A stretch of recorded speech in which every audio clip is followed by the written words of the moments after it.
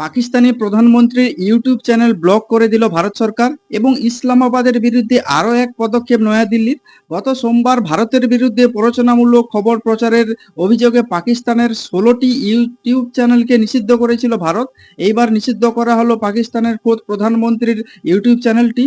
ফের পাকিস্তানের বিরুদ্ধে পদক্ষেপ ভারতের। সেদেশের প্রধানমন্ত্রী শাহবাজ শরীফের ইউটিউব চ্যানেল ভারতে বন্ধ করে দিল কেন্দ্রের নরেন্দ্র মোদীর সরকার। এবং ভারতে কেউ ওই চ্যানেল খুললে দেখা যাবে একটি নোটিশ, তাতে লেখা জাতীয় নিরাপত্তা সংক্রান্ত কারণে সরকারি নির্দেশ। এখানকার বিষয়বস্তু বর্তমানে ভারত থেকে দেখতে পাওয়া যাবে না।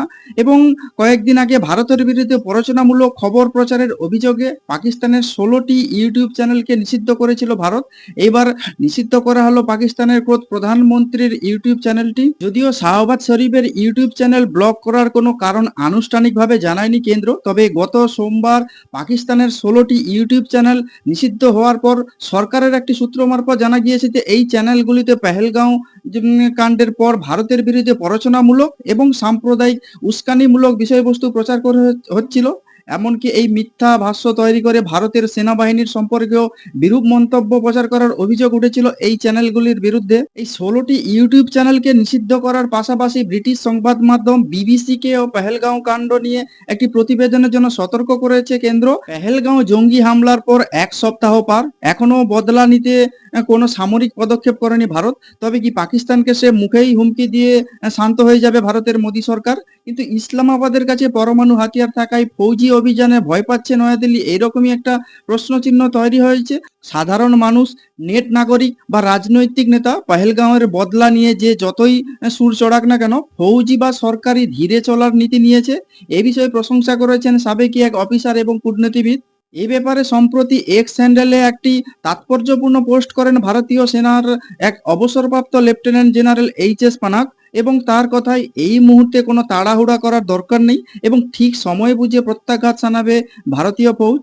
এবং এই অবসরপ্রাপ্ত লেফটেন্যান্ট জেনারেলের যুক্তি, বর্তমান অবস্থায় বদলার নামে পাকিস্তানের সেনা এবং সরকারের মনে ভয় ঢুকিয়ে দিয়ে ভালোই করেছে নয়াদিল্লি। এর ফলে সীমান্তে সৈন্য এবং হাতিয়ারের সংখ্যা বৃদ্ধি করেছে ইসলামাবাদ। রাওয়ালপিন্ডির সেনা অফিসারদের ঘন ঘন মহড়ায় অংশ নিতে হচ্ছে।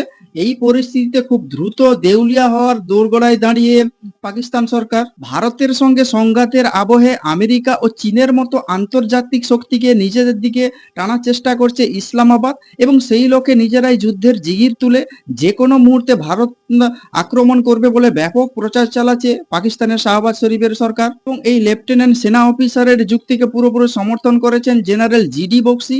এবং সংবাদ সংস্থা এনআইকে দেয়া এক সাক্ষাৎকারে তিনি বলেন, পেহেলগাঁও জঙ্গি হামলার পর থেকে সীমান্তে হাই অ্যালার্ট রয়েছে পাকিস্তান সেনাবাহিনীর এবং তাড়াহুড়ো করে বদলা নিতে গেলে আমাদেরই ক্ষতি হতে পারে। তাই এর জন্য সময় চাই এবং অভিযানের ক্ষেত্রে পরিকল্পনা ও প্রস্তুতির ক্ষেত্রে কোনো খামতি থাকলে চলবে না। তবে এই সেনা অফিসারদের পাশাপাশি বিষয়টি নিয়ে মুখ খুলেছেন প্রাক্তন কূটনীতিকদের একাংশ এবং এ ব্যাপারে প্রথমেই তারা টেনেছেন আফগানিস্তানের প্রসঙ্গ। 2011 সালে হিন্দুকুশের কোলে দেশটি থেকে আমেরিকার সৈন্য প্রত্যাহার করলেও দ্বিতীয়বারের জন্য সেখানে ক্ষমতায় ফেরে তালিবান। ফলে দূতাবাস এবং সেখানকার অফিসগুলি বন্ধ করে দ্রুত সেখান থেকে চলে গিয়েছিলেন আমেরিকার সেনাবাহিনী। আফগানিস্তানের ক্ষমতা তালিবানের নেতৃত্বের হাতে যেতেই পাকিস্তান উৎসব শুরু হয়ে গিয়েছিল এবং ওই সময় ইসলামাবাদের গুপ্তচর সংস্থা আইএসআই এক পদস্থ কর্তা কাবুলে ঘন ঘন যাতায়াত করেছিলেন এবং জম্মু কাশ্মীরকে দখল করতে এবার তালিবানের কে সাহায্য করবে বা তালিবান পাকিস্তানকে সাহায্য করবে, এমনটাই মনে করেছিলেন রাওয়ালপিন্ডির সেনাকর্তারা। কিন্তু সময়ের চাকা ঘুরতেই পুরোপুরি পাল্টে যায় পরিস্থিতি। আফগানিস্তানের তালিবান সরকারকে মান্যতা না দিয়ে তাদের সঙ্গে যোগাযোগ বৃদ্ধি করে নয়াদিল্লি। ফলে অচিরেই হিন্দুকুশের কোলের দেশটিতে চলা যে পুরনো প্রকল্পগুলি ভারত চালিয়ে নিয়ে যাক, তাই চাইছেন কাবুলের ভারপ্রাপ্ত মন্ত্রীরা। এবং এর মধ্যে রয়েছে নদী বাঁধ এবং আফগান এবং তালিবান দেশের ঢালাও ভিসার সুবিধা পেতে চাইছিল বলে তারা জানা যাচ্ছিল।